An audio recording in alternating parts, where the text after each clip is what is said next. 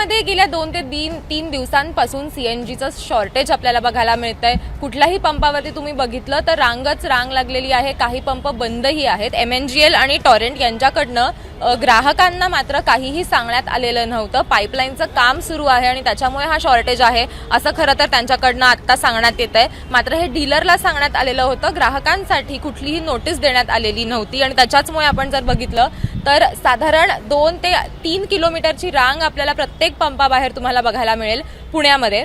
आणि त्यांना हे जे रिक्षा चालक आहेत किंवा जे सीएनजी भरण्याला आलेले म्हणून लोक आहेत ते सगळे सकाळी 10 ते 11 वाजल्यापासून या पंपावरती येऊन थांबलेत, मात्र अजूनही त्यांना सीएनजी मिळालेला नाहीये। नेमकं काय घडलं आपण त्यांच्याकडनं जाणून घेऊयात। कधीपासून थांबलायत तुम्ही आणि तुम्हाला काही सांगण्यात आलं होतं का? 10 वाजतापासून थांबलो होतो। 10 वाजल्यापासून आम्ही थांबलो इथं। त्याच्या पहिल्यापासून लाईन चालू होती, काही 2 तास झालं चालू, त्याला परत बंद केलं आता, तर परत थांबायला उन्हामध्ये थांबायला। कधीपासून तुम्ही थांबलात काका? आम्ही सकाळी 9 वाजेपासून लाईनीत थांबलेलो आहे। 3 किलोमीटर रांगत इथवर आलेलो आहे। इथं आले की पुन्हा बंद केला आहे। तुम्हाला काही याच्या बाबत काय नोटीस देण्यात आली होती का? काही सांगण्यात आलं होतं? काही सांगण्यात आलं नाही, काही नाही। या अचानकच 4 दिवस झाला असं झालं। 10 वाजेपासून थांबलो।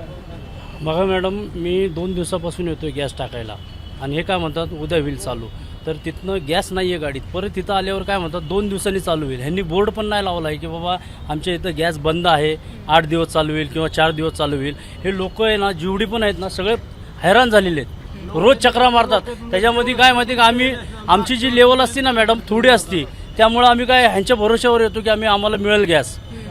एवढं गॅसचे भाव वाढलेले तरी पण हे लोक, आम्ही काय बोलत नाही, आम्ही तसंच हे करतो। आम्हाला एवढं त्रास होतो ना, आज सगळ्यांचे आमचे ह्याच्यावरच पोट आहे, सगळे बंद पडलेले आहेत रिक्षा। आणि त्याच्यामुळे 3 दिवसांपासून हे सगळं सुरू आहे। माझ्याकडे तर थोडासाच गॅस होता, तरी पण मी माझ्या घराच्या शेजारचं पेशंट मी रुबी हॉस्पिटलला मी घेऊन आलो। आता माझ्यामध्ये काही गॅस नाही, पण पर्याय नाही मला इथून गॅस भरल्याशिवाय, तरी पण मी हॉस्पिटलमध्ये पेशंट घेऊन आलो।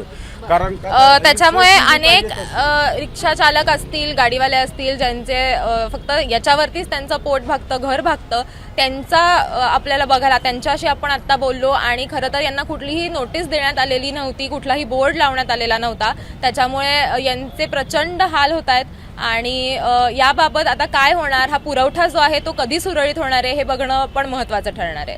कॅमेरामॅन राजेश बिडकरसह देवयानी अदलाबादकर, एबीपी माझा, पुणे। एबीपी माझा, उघडा डोळे बघा नीट।